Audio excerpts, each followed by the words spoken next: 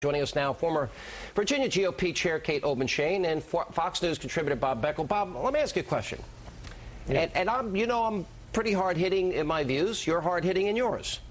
Do you think it's fair if I brought up and I started asking you questions tonight, Barack Obama's admitted to using cocaine? Do you think we should bring up issues of where did you buy your cocaine? How much cocaine did you use? How often did you use it?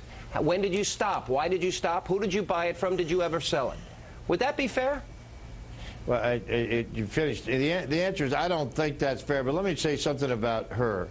I think the idea of raising this kind of or story about her this close to an election is absolutely absurd, and it's wrong. And these kind of things are done, should have been done months ago, and then they give the campaign time to respond to them.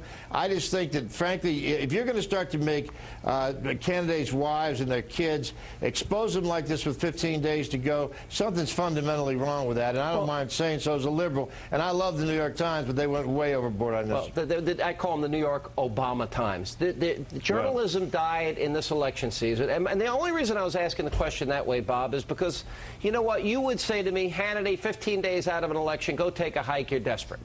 So I'm not bringing it up. It only in as much as if the New York Times is going to bring up issues involving miscarriages, a long told story about an issue that she had, personal issue, and not really focus on the woman who's adopted children and offered tons of money. I think that opens up Obama to questions about the other thing by the New York Times, not by me. Let's be a little careful about you saying you're not going to bring up the cocaine issues because you just did. But I mean, I'm asking if I did bring it up, is it okay? And do you think if they're going to raise these questions about Cindy? But go ahead. You did bring it up. My question to you is, how is it possible that it was such a big deal only in 1992, which wasn't very long ago, about Bill Clinton? Well, look, I took a little hit, but I didn't inhale. And the whole country, that was a big issue for a long time.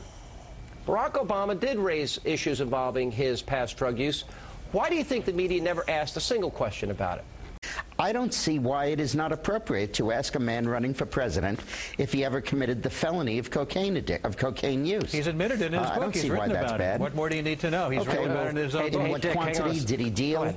I think those are all appropriate questions to ask. I don't think it's appropriate to publicize that a president's wife once was addicted to painkillers.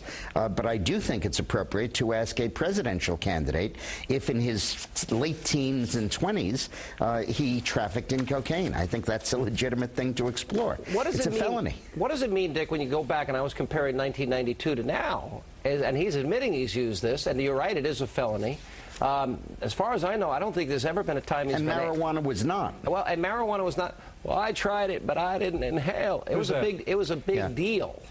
This is not even a big deal. This never came up in this election. None of this is that important.